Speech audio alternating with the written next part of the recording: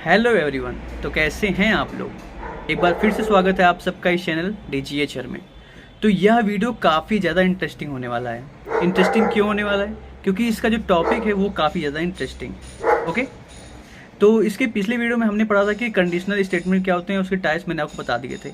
तो ये जो टॉपिक है ये उसी से रिलेट करता है। ठीक है, तो कैसे रिलेट करता है और क्या है ये टॉपिक, चलिए इसको समझते हैं। तो इसको समझाते हैं आपको एक एग्जांपल लेकर के स्विच के स्टेटमेंट को। जैसे कि आपके घरों में ढेर सारी स्विचेज लगी होती हैं, तो अगर आपको एक लाइट जलानी तो उसके लिए एक पर्टिकुलर स्विच होती है, उसको ऑन करते हैं आप और आपकी घर की लाइट चल जाती है। और आपको अगर पंखे चलाने हैं तो उसके लिए एक पर्टिकुलर स्विच होती है, आप उसको ऑन करते हैं तो आपके पंखे चल जाते हैं घर के। ठीक, तो मतलब आपको एक पर्टिकुलर टास्क करने के लिए एक पर्टिकुलर स्विच दी गई है, आप उस स्विच को ऑन करते हैं तो आपका वो काम हो जाता है। ठीक, तो सेम इसी तरह हमारा ये कॉन्सेप्ट भी काम ऐसे ही करता है स्विच केस स्टेटमेंट।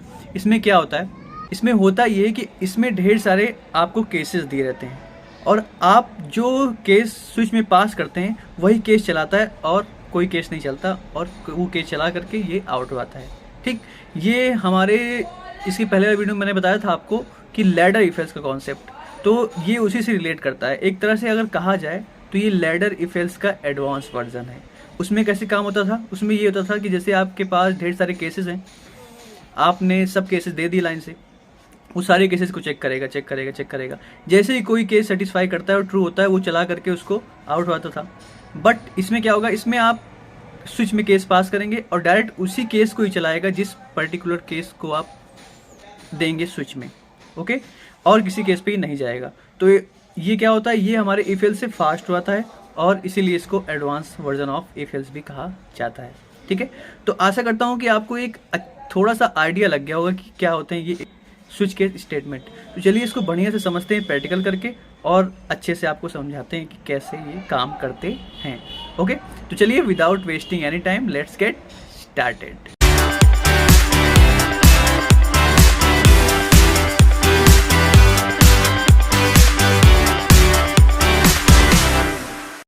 तो चलिए अब हम इसी में इसका प्रैक्टिकल करते हैं और इसका सिंटैक्स और एग्जीक्यूशन सब हम इसी प्रैक्टिकल में एग्जांपल में देख लेंगे। ठीक है, तो समझिए।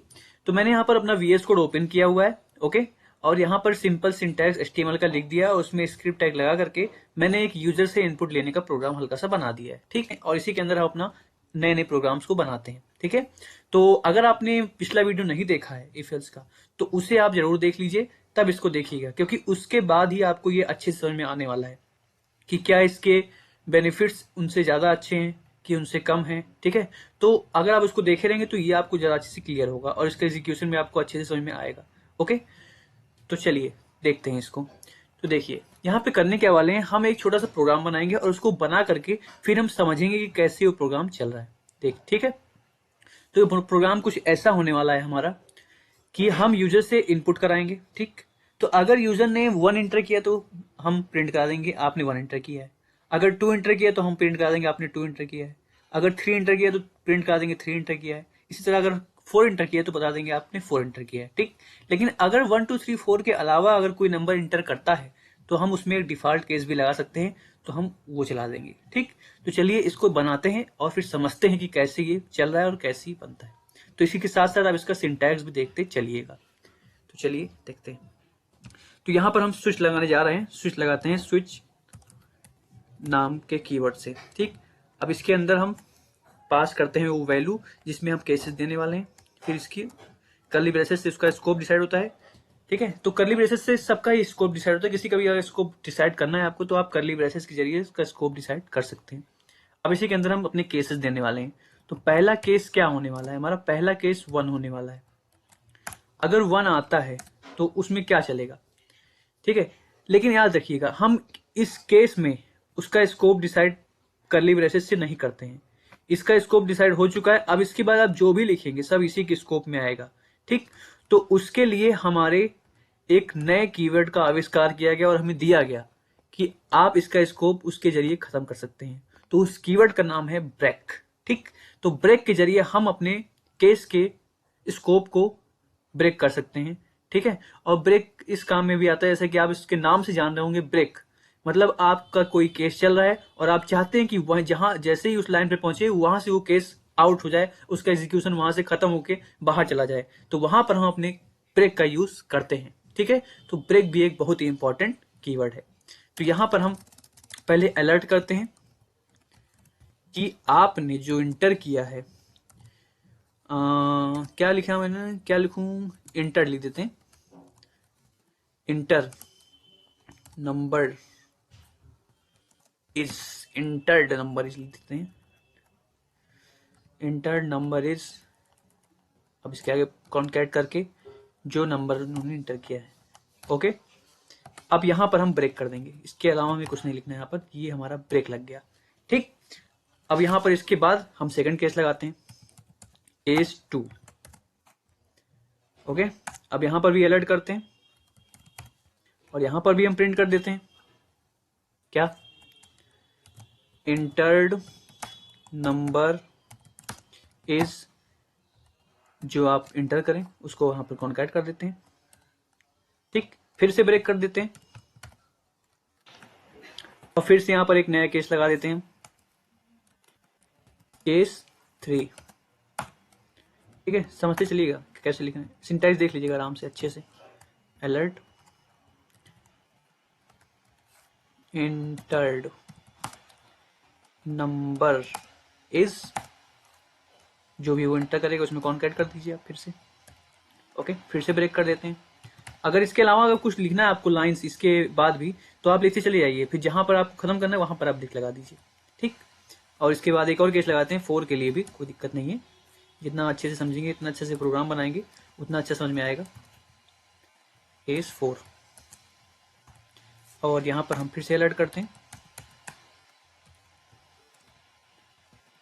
इंटर्ड नंबर इज, जो भी इंटर करेगा, फिर से कॉन्कैटनेट और यहां से फिर से ब्रेक। ओके, अब देखिए, अब उसने जब भी 1 2 3 4 में से इंटर किया आपको प्रिंट करा देंगे, बट इसमें क्या होता है, आपको एक डिफॉल्ट केस भी दे सकते हैं कि अगर यूजर ने आपके दिए गए केसेस के अनुसार कोई वैल्यू नहीं दी, तो आप उस केस में क्या करेंगे, उस केस में हमारा डिफॉल्ट चलता है, अगर वो कोई वैल्यू मैच नहीं करती तो उसके लिए हम यहां पर लिखते हैं डिफॉल्ट केस। अब इसमें आप जो भी पास करेंगे वो डिफॉल्ट केस हो जाएगा। Alert you entered wrong number.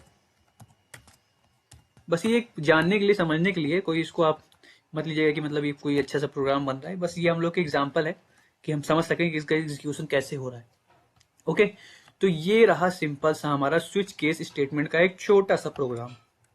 ठीक है, तो चलिए इसको समझते हैं। देखिए क्या हो रहा है इसमें हो ये रहा है कि यूजर से पहले हम इनपुट लेंगे, वो इनपुट हमारा इंटीजर टाइप का होगा। ठीक है, उसके बाद वो आएगा हमारे स्विच में, यहां पर चेक करेगा, स्विच में 1 2 3 4 के अगर दिया है तो चेक करेगा, अगर वो 2 है 1 है, जैसे ही अगर समझ लीजिए वो 2 है तो वहां से उठेगा और डायरेक्ट केस 2 चल जाएगा। अब केस 2 के अंदर जितनी भी लाइंस लिखी होंगी वो सारी लाइंस चलेंगी हमारी, उसके बाद वहां से ब्रेक, मतलब वहां से ब्रेक कर देगा और बाहर, और इस स्विच से बाहर निकल आएगा। ठीक, तो ब्रेक का मतलब यूज यही होता है कि अगर कोई स्कोप आपने लगाया है और उस स्कोप के अंदर अगर आप ब्रेक का यूज करते हैं तो ब्रेक आपको उस स्कोप के बाहर निकाल देगा। देख रहे हैं यहां पर ये स्विच का स्कोप है, यहां से यहां तक पैरेंथेसिस है, यहां पर हमने ब्रेक का यूज किया तो जैसे ही ब्रेक चलेगा वो तुरंत बाहर निकाल देगा।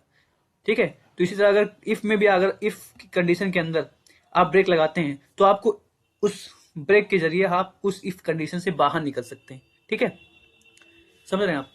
तो देखिए ये चारों कैसे चल जाएंगे, अगर उसने 4 इंटर किया, लेकिन समझ लीजिए उसने 5 6 7 8 कुछ भी इंटर कर दिया तो डायरेक्ट वो डिफॉल्ट केस पे आएगा और यहां पर दिखा देगा यो इंटर रॉन्ग नंबर। तो चलिए इसको रन करके अच्छे से और देखते हैं। तो go to the browser and यहाँ पर रन करते हैं। ओके, तो ये प्रोग्राम रन हो चुका है। यहाँ पर इंटर योर नंबर, इंटर हम 2 करते हैं, योर इंटर नंबर इज 2, देख रहे हैं आ गया ना। फिर से ओके करते हैं, फिर से रिफ्रेश करते हैं, फिर से रन करते हैं, 4 लिखते हैं, देखिए your enter number is 4, okay आ गया। फिर से रिफ्रेश करते हैं, अब आप कुछ भी इंटर करिए, लाइक ये लिखिए, हम इसे इंटर कर दिए, यू इंटर्ड रॉन्ग नंबर, क्योंकि डिफॉल्ट केस चल गया। ठीक है, तो इसका एग्जीक्यूशन कुछ इस प्रकार से हो रहा है। ठीक है, तो मैंने आपको बताया भी था कि ये एक एडवांस वर्जन है हमारे इफ एल्स का, तो आप इसी प्रोग्राम को इफ एल्स में भी बना सकते हैं। ठीक है, जहां पर हमने केसेस लिए हैं वहां पर आप एल्स इफ लगा करके ऐसे केसेस बना सकते हैं, बट आपका आउटपुट तो सेम आएगा, बट इसके पीछे जो इसका एग्जीक्यूशन हो रहा है वो अलग होगा, वही समझना आपके लिए बहुत इंपॉर्टेंट है। क्योंकि अगर आप बड़े बड़े प्रोग्राम्स बनाते हैं और आपका प्रोग्राम ज़्यादा टाइम ले रहा है, ठीक है, अगर आपने कुछ बड़े प्रोग्राम बनाए हैं और आपको उसका अच्छे से मतलब लाइट वेट प्रोग्राम बनाना है, बढ़िया प्रोग्राम बनाना है कि मतलब कहीं भी चल जाए, इजिली चल जाए, तो आपको अपने कंडीशन के हिसाब से यूज करना आना चाहिए कि आपको इफ एल्स कहाँ यूज करना है, कहाँ पर आपको स्विच केसेस यूज करना है। ठीक है, तो उसके क्या होता है, उससे ये होता है कि आपके जो प्रोग्राम्स बनते हैं वो काफी लाइट वेट और काफी उसका एग्जीक्यूशन अच्छे और इजिली वे में होता है। ओके, कोई दिक्कत नहीं आती, काफी हैवी नहीं रहता वो। तो समझिए इसको। ठीक है, तो यहां पर अगर आप एलसिफ लगाएंगे तो एलसिफ लगाने से क्या होगा कि वो हर बार चेक करेगा। जैसे आपने 2 इंटर किया है, समझ लीजिए आपने 3 इंटर किया, तो यहाँ आएगा चेक करेगा एलसिफ क्या 1 है, नहीं है। एलसिफ क्या 2 है, नहीं है। एलसिफ क्या 3 है, हाँ 3 है, 3 चलेगा तब आउट होगा। बट इसमें क्या हो रहा है, इसमें आप यहीं डालेंगे, जैसे ही अगर आपने 3 डाला, डायरेक्ट यहां से उठ करके आएगा 3 चलेगा और यहां से फिर ब्रेक कर जाएगा। ठीक है, तो समझ रहे हो कि कैसे इसका एग्जीक्यूशन हो रहा है, कैसे ये उसका एडवांस रूप है और ये कैसे ये फास्ट है। ठीक है, तो ये होता है हमारा स्विच केस स्टेटमेंट, ऐसे काम करते हैं। तो आशा करता हूं कि आप इसको अच्छे से समझ गए होंगे। ओके, तो अभी तक तो इसमें कोई दिक्कत नहीं आनी चाहिए। अगर आपको कोई दिक्कत आती है तो आप हमसे कमेंट में भी पूछ सकते हैं। ठीक है, तो हम इस वीडियो में इतना ही रखते हैं, फिर से मुलाकात करते हैं आपके साथ एक नए वीडियो में। तब तक के लिए धन्यवाद।